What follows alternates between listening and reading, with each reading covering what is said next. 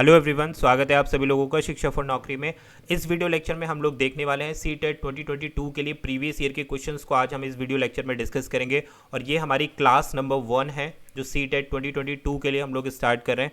यहाँ हम लोग हिंदी पेपर 1 के लिए डिस्कस करेंगे, जिसका पेपर हुआ था 30 दिसंबर 2021 में। जो ऑनलाइन पेपर हुआ था सीटेट 2021 का, उसको हम लोग डिस्कस करने जा रहे हैं विद एक्सप्लेनेशन में आपको समझाने वाला हूं। तो यहाँ से हम एक अच्छा एनालिसिस करेंगे हिंदी के पेपर का, किस तरीके के क्वेश्चन आए थे, कैसे आपको अगेन सीटेट 2022 में जो पेपर होने वाला है, जो लोग भी न्यू हैं या जिन लोगों का क्वालिफाई नहीं हुआ है 2021 का, उन सभी के लिए वीडियो काफ़ी यूजफुल रहेगी। तो टेलीग्राम को ज़रूर कनेक्ट कर लेना शिक्षा फॉर नौकरी को, और वेब URL को ज़रूर फॉलो करें shikshafornaukri.com, क्योंकि मैं यहाँ पर आप लोगों के लिए जितने भी क्वेश्चंस हैं उनकी एक्सप्लेनेशन के साथ में मैं सारी चीज़ें यहाँ पर अपलोड करूँगा। तो ज़रूर विजिट करें। टेलीग्राम पर अगर आप कनेक्ट हो जाएंगे तो सारे लिंक्स मिल जाएंगे, सारी PDF मिल जाएगी, और जितने भी नोटिफिकेशन है regarding CTET and other teaching examination आपको रेगुलर वे में मिलते रहेंगे। स्टार्ट करते हैं अपनी आज की वीडियो पसंद आएगी और चैनल पर नए तो ज़रूर सब्सक्राइब कर लेना।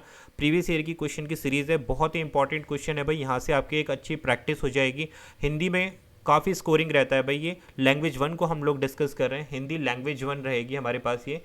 और पेपर 1 के लिए हम लोग आज हम डिस्कस कर रहे हैं सीटेट का प्रीवियस ईयर का पेपर। देखो यहाँ पे मैं सारी चीज़ें आपको कराने वाला हूँ, क्योंकि पीछे जो क्वेश्चन पेपर हुए थे वो सारे हमारे ऑनलाइन हुए थे। तो ऑनलाइन क्वेश्चन आपके सामने सारे यहाँ पर आ जाएंगे, तो घबराने की कोई ज़रूरत नहीं है, प्रैक्टिस करते रहो। क्वेश्चन नंबर 1 हमारे सामने है, निम्नलिखित में से सही कथन का हमें चयन करना है।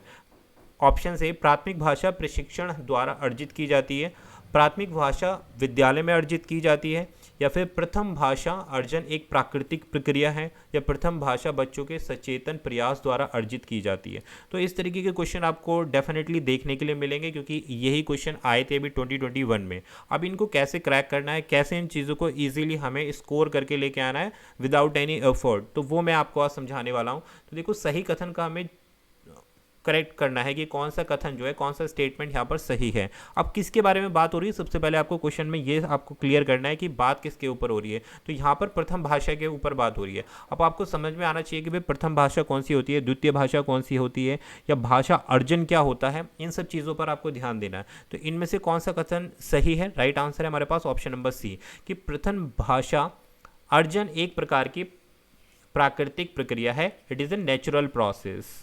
अब किसके बारे में बात की जा रही है, भाषा के बारे में। भाई हिंदी लैंग्वेज है, उसी के बारे में बात होगी। तो प्रथम भाषा कौन सी है हमारी, भाई जो भी हम अर्जित करते हैं। अब अर्जन क्या होता है ये समझ लेते हैं कि भाषा अर्जन किसे कहते हैं।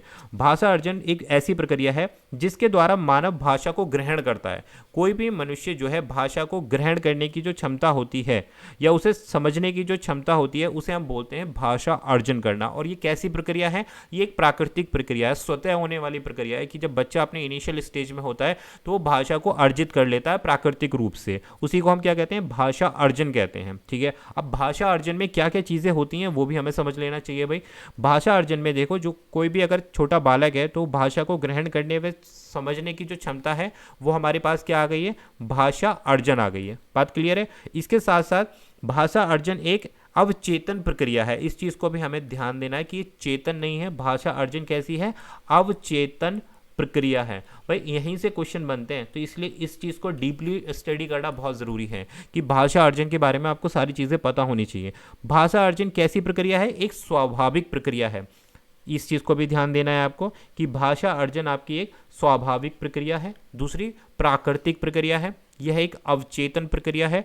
और भाषा अर्जन जो है, भाषा को ग्रहण करने व समझने की क्षमता क्या कहलाती है, भाषा अर्जन कहलाती है। तो ये एक पूरा एक हमारा एक प्रारूप हो गया भाषा अर्जन के बारे में। कैसी प्रक्रिया है ये, प्राकृतिक प्रक्रिया है। आई होप सारे पॉइंट यहाँ पर क्लियर हो गए होंगे। देखो, प्रथम भाषा अर्जन क्या कहलाती है, एक प्राकृतिक प्रक्रिया कहलाती है। प्रथम भाषा कोई भी हो सकती है, या फिर आपकी हिंदी भी हो सकती है, इंग्लिश भी हो सकती है, कि जिस परिवेश में बच्चा पैदा होता है, अपने आसपास के एरिया से जो भी, यानी कि अपनी फैमिली से जो भी अपनी वो लैंग्वेज सीखता है, तो वो प्रथम भाषा अर्जन कहलाती है। ठीक है, और ये भाषा अर्जन क्या होता है, मस्तिष्क की जन्मजात क्षमता होती है कि भाई ये ह्यूमन टेंडेंसी होती है, ह्यूमन माइंड की एक टेंडेंसी होती है जो लैंग्वेज को ग्रहण कर लेता है, और ये एक अचेतन प्रक्रिया के अंतर्गत आता है। तो option number c is the right answer. Next question number आता है 2, निम्नलिखित में से कौन सा पद वाइगॉस्की के सामाजिक सांस्कृतिक सिद्धांत से संबंधित है। तो भाई वाइगॉस्की देख लो अब आप, कितना इंपॉर्टेंट है। इनको हम डीपली स्टडी करेंगे सेपरेटली, इनको एक इजी फॉर्मेट पे डिस्कस करेंगे, कुछ की पॉइंट्स के साथ में इनकी थ्योरी को हम डिस्कस करने वाले हैं आगे आने वाली वीडियो तक। तो भाई सीटेट की प्रिपरेशन के लिए यहाँ पर सारी चीज़ें आपको मिलने वाली हैं इस चैनल पर, तो मेक श्योर आप चैनल को ज़रूर सब्सक्राइब कर लेना। मैक्सिमम कंटेंट में बाइलिंगुअल रखने की कोशिश करूँगा। ये तो हिंदी के क्वेश्चन है तो ये हिंदी में ही है, काफ़ी जो CDB के क्वेश्चन रहेंगे हिंदी इंग्लिश दोनों में शेयर करेंगे आप लोगों के साथ में। तो निम्नलिखित में से कौन सा पद वाइगॉस्की की सामाजिक सांस्कृतिक सिद्धांत से संबंधित है? प्रक्रिया लेखन, या फिर कोरिस्लेट, निकटवर्ती विकास का क्षेत्र, आत्मसातीकरण, या फिर समायोजन। तो ये यहाँ पर आपके 4 ऑप्शन दिए गए, इनमें से आपसे पूछा गया कि वाइगॉस्की का सामाजिक सांस्कृतिक सिद्धांत कौन सा है?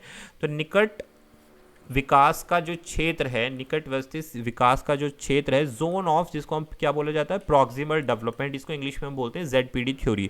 तो ZPD की जो थ्योरी है वो किसके द्वारा दी गई है? वाइगॉस्की के द्वारा दी गई है। ये कहते हैं कि बच्चे अपने सहयोग के माध्यम से, अपने निकटवर्ती सहयोग के माध्यम से काफ़ी कुछ सीखते हैं। जो निकटस्थ विकास का क्षेत्र है वो वाइगॉस्की ने ही दिया है, और इसके अनुसार जो है बालक जो है वयस्कों तथा उनके आसपास जो भी लोग हैं उनके साथ परस्पर अंतःक्रिया करते हैं, और इस अंतःक्रिया से वो सीखते हैं। या फिर ऐसे कह सकते हो आप कि बालक के जो सामाजिक अंतःक्रिया है उसके फलस्वरूप जो भी आपका संज्ञानात्मक विकास हो रहा है या शारीरिक विकास हो रहा है, तो वो क्या कहला रहा है? आपका निकटवर्ती विकास का क्षेत्र कहला रहा है, जोन ऑफ प्रॉक्सिमल डेवलपमेंट कहला रहा है। बात क्लियर हो गई। और ये जो है सामाजिक सांस्कृतिक सिद्धांत से संबंधित होता है। बात करें आत्मसातीकरण या फिर समायोजन, जिसको हम बोलते हैं एकोमोडेशन या फिर एसिमिलेशन, तो ये जो टर्म्स हैं किसके द्वारा दी गई हैं? ये पियाजे के द्वारा दी गई हैं। अब पियाजे और वाइगॉस्की में काफ़ी डिफरेंस है, आगे आने वाले क्वेश्चंस में आपको ये क्लियर होता चला जाएगा कि कहाँ पर डिफरेंस है। तो जो सामाजिक सांस्कृतिक सिद्धांत है वो ZPD थ्योरी ऑफ या जोन ऑफ प्रॉक्सिमल डेवलपमेंट से ये रिलेट करता है। Option c is the right answer. Next question number आता है 3rd। भाषा में ध्वनि की सबसे छोटी सार्थक इकाई कौन सी है? ये आपको बताना है। वाक्य विन्यास, अर्थ तत्व, मॉर्फीन, या फिर स्वेनिम। तो काफ़ी इंपॉर्टेंट क्वेश्चन है भाई, इंपॉर्टेंट क्वेश्चन है। यही इस तरीके के क्वेश्चन ही सीटेट में आपका लैंग्वेज वाले पार्ट में इंग्लिश में भी पूछा जाता है। तो ये क्वेश्चन आपको मिस नहीं करना है कि सबसे छोटी सार्थक इकाई कौन सी है, ये आपको बताना है। राइट आंसर है ऑप्शन नंबर डी। देखो, भाषा में ध्वनि की सबसे छोटी इकाई जो है वो है स्वेनिम। अब भाई इसमें क्या क्या कैरेक्टरिस्टिक्स आ जाती हैं या इनके स्वेनिम की जो प्रमुख विशेषताएँ होती हैं उनको एक बार देख लो। सबसे छोटी सार्थक ध्वनि है ये भाषा की, ठीक है। तो स्वेनिम भाषा की कैसी है? ये समाज में या फिर ये समान ध्वनियों का एक समूह होता है। जो स्वेनिम की एक कैरेक्टरिस्टिक्स बोलें तो ये क्या है? समान ध्वनियों का एक समूह क्या कहलाता है? स्वेनिम कहलाता है। इस चीज़ को ध्यान रखना, ये इनकी विशेषताएं हैं। इसका संबंध भाषा के उच्चतर या फिर उच्चारित पक्ष में होता है, यानी कि उच्चारण में जब हम प्रयोग करते हैं, भाषा का जब उच्चारण करते हैं, भाषा का प्रोनाउंसिएशन करते हैं, तो ये वो वाला पक्ष कहलाता है। क्लियर?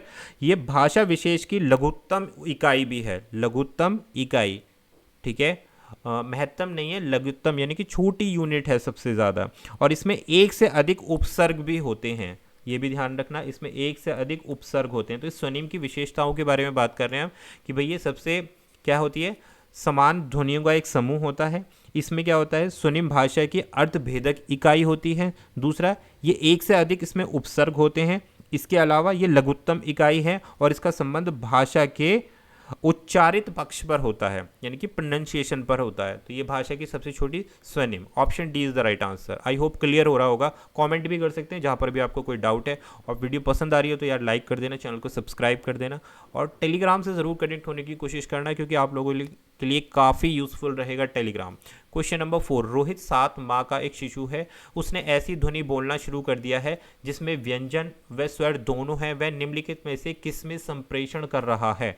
देखो, वो जो एक छोटा बच्चा है वो स्वर और व्यंजन दोनों का प्रयोग कर रहा है, तो वो किसमें संप्रेषण यानी कि किसमें कम्युनिकेशन कर रहा है? ऑप्शन देख लेते हैं। किलकारी मारना, या फिर स्वेनिम, भाषाविद वाचन, या फिर बबलाना, या फिर बैबलिंग, इंग्लिश में उसको बोलते हैं बबलाना यहाँ पर जो लिखा है, या फिर बड़बड़ाना, कुछ हिंदी लैंग्वेज में ऐसे भी बोला जाता है। यहाँ पर बबलाना लिखा है, इसको इंग्लिश में हम बोलते हैं बैबलिंग। तो भाई बैबलिंग आपको पता है ये कौन सी एज ग्रुप में होता है? जब छोटा होता है, बहुत ही ज़्यादा छोटा होता है बच्चा, यानी कि कुछ वर्ष महीने का ही जब बच्चा होता है। तो देखो, रोहित यहाँ पर 7 माह का शिशु है, तो 0 से 1 साल तक बैबलिंग ही करता है। कुछ 7, 8, 9 महीने तक बैबलिंग ही करता है बच्चा, जिसमें क्या करता है? वो स्वर और व्यंजन दोनों का प्रयोग करता है अपना कम्युनिकेशन यानी कि संप्रेषण करने के लिए। किसी भी भाषा में हो सकता है ये। बात क्लियर है? तो ऑप्शन नंबर बी जो है इसका यहाँ पर सॉरी ऑप्शन नंबर डी इसका राइट आंसर है। बात क्लियर, आसान क्वेश्चन था। नेक्स्ट बढ़ेंगे भाई क्वेश्चन नंबर 5 के साथ। यह विचार कि हम अपने आसपास के परिवेश के बारे में क्या सोचते हैं और कैसे उसे देखते हैं, यह भाषा द्वारा सुनिश्चित होता है। ये किस चीज़ से संबंधित है ये आपको बताना है। ठीक है, ऑप्शन नंबर ए वॉर्फ परिकल्पना से, भाषक या भाषिक संबंधता से, या भाषा सामाजिकरण से, या फिर भाषा अर्जन से। स्टेटमेंट पढ़ लो एक बार फिर। हम अपने आसपास के परिवेश के बारे में क्या सोचते हैं और कैसे उसे देखते हैं, यह भाषा द्वारा सुनिश्चित होता है। ठीक है भाई, ये किसके द्वारा संबंधित है? सापिर वॉर्फ परिकल्पना है, ये भाषिक संबंधता है, या फिर भाषिक सामाजिकरण है, या फिर भाषा अर्जन है। तो राइट आंसर है क्वेश्चन नंबर 5 के लिए ऑप्शन नंबर ए, यह है सापिर वॉर्फ परिकल्पना। ठीक है, हाइपोथेसिस है ये सापिर वॉर्फ परिकल्पना। अब इसके अंतर्गत क्या होता है भाई, ये विचार सुनिश्चित करना कि हम अपने आसपास के परिवेश में कैसे सोचते हैं और कैसे उसे देखते हैं। तो ये इसके अंतर्गत आता है, वॉर्फ परिकल्पना के अंतर्गत आता है। Option number A is the right answer. बहुत अच्छा क्वेश्चन पूछा गया था ये सीटेट 2021 में। भाई देखो, जो भी आपका ऑनलाइन एग्जामिनेशन होगा उसमें अलग अलग डेट में, अलग अलग शिफ्ट में आपके पास में एग्जाम होंगे। तो इन चीज़ों को आप बहुत अच्छे से ध्यान रखना कि प्रैक्टिस करना बहुत ज़रूरी है इन क्वेश्चंस की, जो प्रीवियस ईयर के हैं स्पेशली, क्योंकि उससे पहले के क्वेश्चन क्या थे आपके ऑफलाइन थे। तो ऑनलाइन वाले पार्ट को आपको डिस्कस करना बहुत ज़्यादा ज़रूरी हो जाता है भाई। बात क्लियर है? नेक्स्ट बढ़ेंगे क्वेश्चन नंबर 6 के साथ में। वे शैक्षिक प्रक्रियाएं जिनमें शिक्षार्थी अपने विद्यालय शिक्षा अपनी मातृभाषा में आरंभ करते हैं और फिर विद्यालय में अतिरिक्त भाषाओं से जुड़ जाते हैं या जुड़ते हैं, क्या कहलाती है? बुनियादी शिक्षा, मानवतावादी शिक्षा, बहुभाषिक शिक्षा, या फिर द्विभाषिक शिक्षा। बहुत अच्छा क्वेश्चन है कि ऐसी शैक्षिक प्रक्रियाएं जिसमें शिक्षार्थी अपनी विद्यालय शिक्षा में अपनी मातृभाषा में आरंभ करते हैं और फिर विद्यालय में अतिरिक्त भाषाओं से जुड़ जाते हैं, वो क्या कहलाती है? राइट आंसर है यहाँ पर ऑप्शन नंबर सी, इनको हम बोलते हैं बहुभाषिक शिक्षा कहा जाता है। अब देखो, बहुभाषिक शिक्षा का अर्थ क्या होता है? जहाँ पर हम अलग अलग भाषाओं वाले बच्चे को एक साथ एक समान शिक्षा को ग्रहण करते हैं, तो वो कहलाती है आपकी बहुभाषिक शिक्षा होती है। और बहुभाषिक कक्षा में क्या होती है? शिक्षण प्रक्रिया के दौरान कोई भी शिक्षक जो है विद्यार्थियों से अपनी मातृभाषा में बोलने के अवसर को प्रदान कराते हैं। बात क्लियर हुई? यहाँ पर मातृभाषा में बोलने के अवसर को प्रदान कराते हैं बहुभाषिक शिक्षा में। ठीक है, और बहुभाषिक कक्षा का अर्थ क्या होता है? ऐसी कक्षा जहां पर अलग अलग भाषाओं वाले बच्चे एक साथ समान शिक्षा लेते हैं। तो देखो, इसको समझना जरूरी है। बहुभाषिक शिक्षा और बहुभाषिक कक्षा जो है वे ऐसी शैक्षणिक प्रक्रियाएं हैं जिसमें विद्यार्थी अपने विद्यालयों की शिक्षण अपनी मातृभाषा में आरंभ करते हैं और फिर विद्यालय में अतिरिक्त भाषाओं से जब जुड़ते हैं तो वो आपकी प्रक्रियाएं क्या कहलाती हैं? बहुभाषिक शिक्षा कहलाती हैं। कि आपने एक मातृभाषा को तो आपने ग्रहण कर लिया, उसके साथ साथ आप क्या कर रहे हैं? अतिरिक्त भाषाओं से जुड़ रहे हैं, तो बहुभाषिक मल्टीपल जो लैंग्वेज हो जाती है। द्विभाषिक में क्या होता है? जिसमें दो भाषा होती हैं। ओके, बुनियादी क्या होता है? जो फाउंडेशन शिक्षा होती है आपकी, जो बेसिक शिक्षा आपको इनिशियल डेज में दी जाती है। यहाँ पर क्या है? बहुभाषिक, कि एक तो लैंग्वेज आपकी मातृभाषा है, इसके अलावा जब आप एक से मातृभाषा के अलावा जो अतिरिक्त भाषाओं से जुड़ते हैं तो बहुभाषिक शिक्षा होती है। काफ़ी I think. Next question number 7। Skinner की यह राय है कि बच्चे अक्सर भाषा अर्जन प्रक्रिया में डैश वयस्कों को की अनदेखी करते हैं, बुरा व्यवहार करते हैं, वयस्कों की नकल करते हैं, या बुरी तरह से असफल हो जाते हैं। तो स्किनर के बारे में यहाँ पर बात करनी है कि स्किनर ने क्या कहा है कि बच्चे अक्सर भाषा अर्जन लैंग्वेज एक्विजिशन ग्रहण करने की प्रक्रिया में क्या हो जाता है? राइट आंसर है ऑप्शन नंबर सी, वयस्कों की नकल करते हैं। ये कौन बोलते हैं? स्किनर बोलते हैं कि जब भी बच्चे जो है भाषा को सीखते हैं तो भाषा को जो सुनेंगे, जो वयस्क होते हैं, जो बड़े एल्डर्स होते हैं छोटे बच्चों के पास में, उनकी भाषा की क्या करते हैं? नकल करते हैं। तो ऐसा कहना है स्किनर का। बात क्लियर हो गई भाई। और स्किनर के अनुसार जो है भाषा कैसे सीखी जाती है?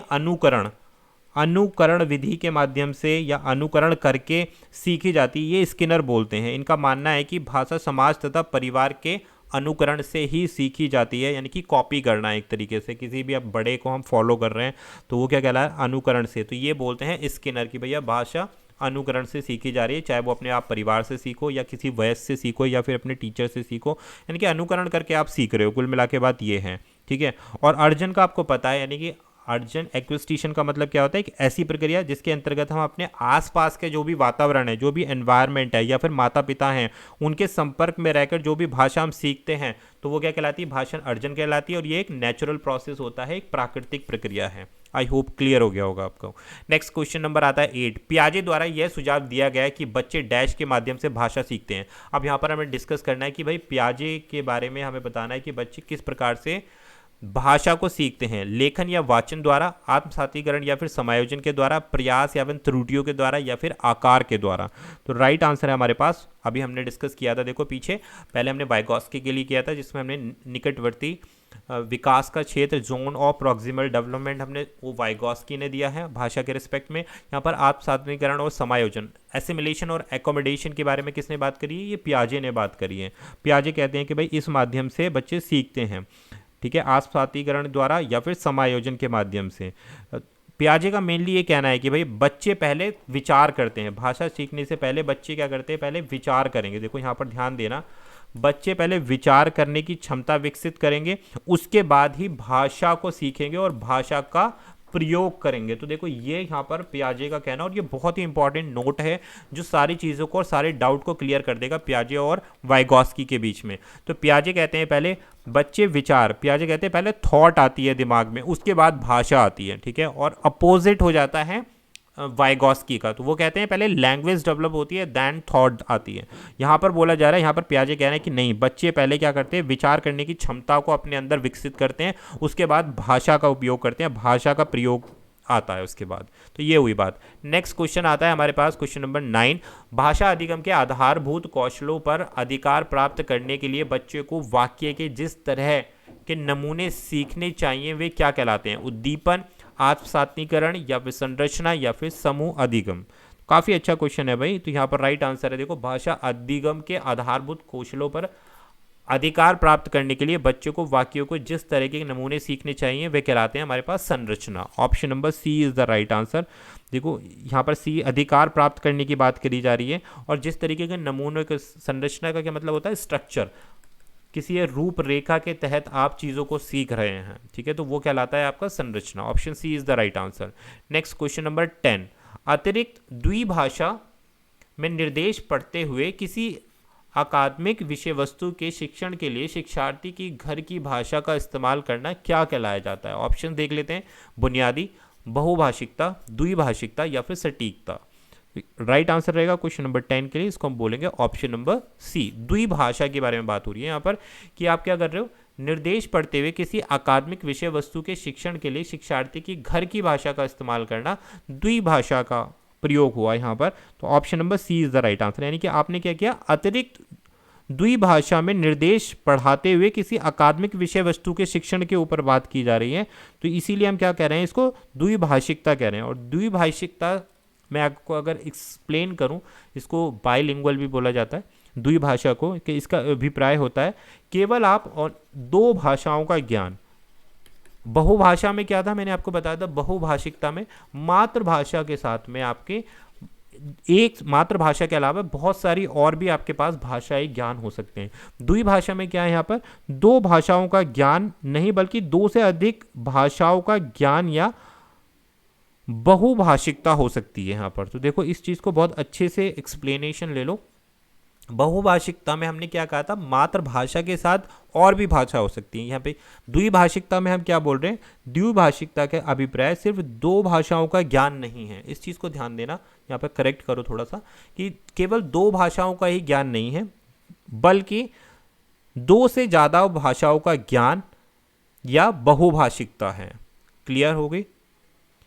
द्विभाषिकता से अभिप्राय केवल सिर्फ दो भाषाओं का ज्ञान नहीं है। इस चीज़ को ध्यान देना आप कि द्विभाषिकता में केवल दो ही लैंग्वेज का ज्ञान नहीं है, दो से ज़्यादा भाषाएं हो सकती है। बहुभाषिकता में आपका क्या हो सकता है कि भाई देखो मातृभाषा के साथ मल्टीपल हो सकती है। और द्विभाषिकता में यहाँ पर करेक्ट करो यार थोड़ा सा, कि द्विभाषिकता में कि ओनली टू लैंग्वेज के अंतर्गत आ जाता है। ठीक है, तो इसी पर यहाँ पर बोला जा रहा है। Option number C is the right answer. कोई भी डाउट हो तो कमेंट कर सकते हो, कंफ्यूज मत होना। क्वेश्चन नंबर 11, द्विभाषिक शिक्षा एक शैक्षिक प्रक्रिया है जिसमें शिक्षण अधिगम प्रक्रिया में, तो देखो भाषा से 2021 में हिंदी लैंग्वेज 1 में कितने सारे और भाषा अर्जन के आसपास ही सारे क्वेश्चन घूम रहे हैं। इस चीज़ को आपने ध्यान में रखना है कि द्विभाषा शिक्षा दोबारा से आ गया, एक शैक्षिक प्रक्रिया है जिसमें शिक्षण अधिगम प्रक्रिया में क्या होता है, केवल एक भाषा का प्रयोग किया जाता है, यहाँ से क्लियर हो जाएगा। 3 से अधिक भाषाओं का प्रयोग किया जाता है, 2 भाषाओं का प्रयोग किया जाता है, किसी भी भाषा का प्रयोग नहीं किया जाता। तो अभी हमने बात की थी बहुभाषिकता और द्विभाषिकता, तो द्विभाषिकता में हमने क्या देखा था कि केवल 2 भाषाओं का प्रयोग किया जाता है, ठीक है। ऊपर अभी हमने डिस्कस किया था, क्वेश्चन नंबर देख लेते हैं एक बार 10 में कि द्विभाषिकता में केवल 2 भाषा आएंगी, करेक्ट कर लेना, मैंने एक बार आपको थोड़ा सा रॉन्ग हो गया था यहाँ पर। और बहुभाषिकता में क्या आएगी कि भाई मातृभाषा के साथ बहुत सारी लैंग्वेज हो जाएंगी, यही यहाँ पर पूछा गया है कि 2 भाषाओं का प्रयोग किया जाता है द्विभाषिकता में। नेक्स्ट क्वेश्चन नंबर आएगा हमारे पास 12, स्किनर का क्वेश्चन है कि स्किनर के सिद्धांत के अनुसार बच्चे कब सर्वाधिक रूप से भाषा अर्जित करते हैं। तो देखो यहाँ पर भी भाषा अर्जन के रूप में ही आपके पास क्वेश्चन आया, तो कितना ज़्यादा इंपॉर्टेंट हो रहा है ये टॉपिक। और ये मैं टॉपिक नहीं, केवल प्रीवियस ईयर के जो लास्ट ईयर का जो क्वेश्चन है उसी को ही मैं बार बार आपको बता रहा हूँ, क्योंकि कभी आप सोचो कि प्रैक्टिस क्वेश्चन नहीं है, प्रीवियस ईयर का क्वेश्चन है और ऐसे ही क्वेश्चन ऑनलाइन में पूछे गए थे आपसे। क्लियर हो गई बात।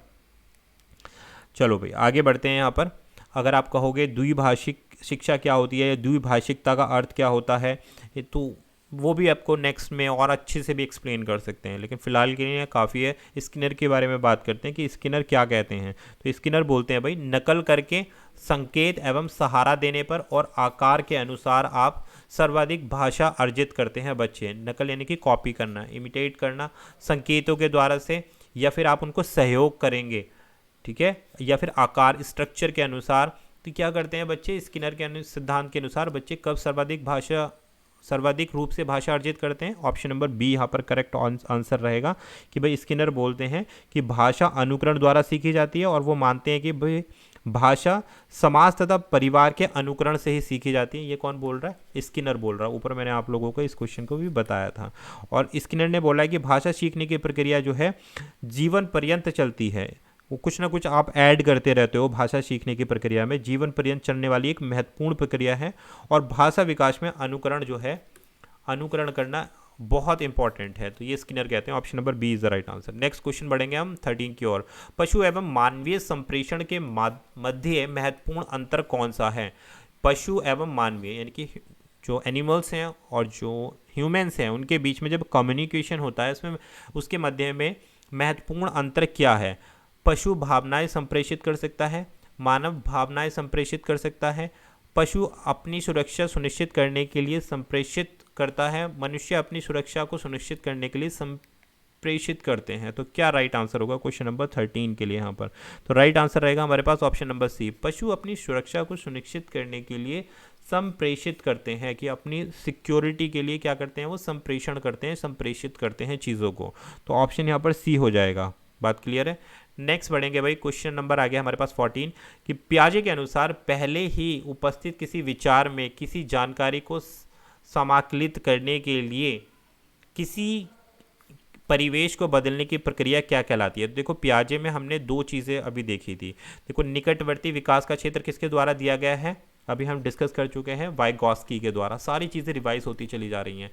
और समायोजन, आत्मसात्नीकरण, ये दोनों टर्म किसके द्वारा दी गई हैं, पियाजे के द्वारा दी गई। अब यहाँ पर क्या पूछा जा रहा है, इन दोनों टर्म में से एक ही आंसर होगा कि पियाजे के अनुसार कि पहले से ही आपके पास ज्ञान है या विचार है, उस जानकारी को समाकलित करने के लिए किसी परिवेश को बदलने की प्रक्रिया क्या कहलाती है, वो आपसे पूछा जा रहा है। तो उसको हम बोलते हैं, ऑप्शन नंबर है समायोजन, ठीक है, एसिमिलेशन या अकोमोडेशन। तो ये 2 टर्म्स हैं, तो इसको हम प्रोसेस को बोलते हैं समायोजन करना। बात क्लियर है। पियाजे बोलते हैं कि कोई भी चीज़ पहले से उपस्थित है, या कोई भी विचार है, कोई भी नॉलेज है, और किसी जानकारी को उसमें ऐड किया जा रहा है करने के लिए किसी भी परिवेश को बदलने की जो प्रक्रिया है वो समायोजन कहलाती है, ठीक है। और जीन पियाजे द्वारा ये भी प्रतिपादित किया गया है भाई, ये इन्होंने क्या चीज़ों पर फोकस किया जीन पियाजे ने, संज्ञानात्मक, कॉग्निटिव डेवलपमेंट थ्योरी को इन्होंने प्रपोज किया है। इनके अनुसार भाषा से पहले क्या आता है भाई, विचार आता है, thought come first then language. तो ये इनकी बेसिक चीज़ें हैं जो हमें याद करनी है और ध्यान रखनी है। नेक्स्ट क्वेश्चन नंबर आता है 15, द्विभाषा शिक्षण अधिगम प्रक्रिया में शिक्षार्थी की घर की भाषा के साथ साथ और किसका प्रयोग किया जाना चाहिए, यानी कि लैंग्वेज जो आप यूज़ कर रहे हो घर के साथ साथ उसमें आपको दूसरी लैंग्वेज कौन सी प्रयोग करनी चाहिए। प्रथम भाषा में निर्देश दिए जाते हैं, द्वितीय भाषा में अतिरिक्त निर्देश दिए जाते हैं, संकेत भाषा सिखाई जाती है, सार्वभौमिकरण व्याकरण सिखाई जाती है। तो करेक्ट आंसर है हमारे पास ऑप्शन नंबर बी कि द्वितीय भाषा में अतिरिक्त निर्देश दिए जाते हैं। द्विभाषा शिक्षण अधिगम प्रक्रिया में शिक्षार्थी की घर की भाषा के साथ साथ और किस भाषा का प्रयोग होगा, अतिरिक्त भाषा का जब हम प्रयोग करेंगे तो उसमें हम क्या देंगे, इंस्ट्रक्शन देंगे, निर्देश देंगे। क्लियर हो गई बात। तो द्विभाषा शिक्षण अधिगम प्रक्रिया में घर की भाषा के साथ साथ हम द्विभाषा में अतिरिक्त निर्देश दिए जाते। द्विभाषा यानी कि दो लैंग्वेज, पहली लैंग्वेज कौन सी हो गई जो आपकी घर की भाषा है, दूसरी लैंग्वेज कौन सी हो गई जिसमें हम निर्देश दे रहे हैं, इंस्ट्रक्शन दे रहे हैं, कोई भी हो सकती है वो, तो उसी के बारे में बात की जा रही है। द्विभाषा में अतिरिक्त निर्देश दिए जाते हैं। बात क्लियर हो गई। तो option number B is the right answer. सबसे पहले अगर हम बात करें कि बालक जो है सर्वप्रथम अपने घर में क्या करता है, परिवार के साथ समाज के साथ संपर्क करके मातृभाषा सीखता है, तो जो इसके घर की भाषा भी आप कह सकते हैं। उसके बाद वो विद्यालय में जाएगा और किसी दूसरे माध्यम के थ्रू, या तो टीचर उसका माध्यम हो सकता है, तो वो क्या करेगा, द्वितीय सेकंड लैंग्वेज सीखेगा, ठीक है। और हो सकता है उसके अलावा भी लैंग्वेज सीखे जिसको हम तृतीय लैंग्वेज कह सकते हैं, ठीक है। और यह प्रक्रिया एक प्रकार से चलती रहती है जिसको हम बहुभाषिता में भी कन्वर्ट हो जाता है। अगर उसके बाद दो लैंग्वेज है तो द्विभाषी हो जाएगा। तो ये हो गई बात क्वेश्चन नंबर बी के लिए, 15 के लिए राइट आंसर बी। तो ये थे हमारे आज के प्रैक्टिस क्वेश्चन जिसमें हमने हिंदी के 15 लैंग्वेज के क्वेश्चन को डिस्कस किया। पेपर 1 के लिए था और जो पेपर हुआ था आपको 30 दिसंबर 2021 में। कोई भी डाउट हो तो आप कमेंट कर सकते हैं। आगे आने वाली वीडियोस काफ़ी इंपॉर्टेंट रहेंगी। अलग अलग सब्जेक्ट के लिए हम लोग इसी तरीके के क्वेश्चंस को डिस्कस करेंगे और कॉन्सेप्ट के साथ में चीज़ों को डिस्कस करते चलेंगे जिससे आपको समझने में कोई भी परेशानी ना हो। वीडियो पसंद आई तो लाइक कर देना, चैनल पर नए हो तो ज़रूर सब्सक्राइब कर लेना। Thank you for watching.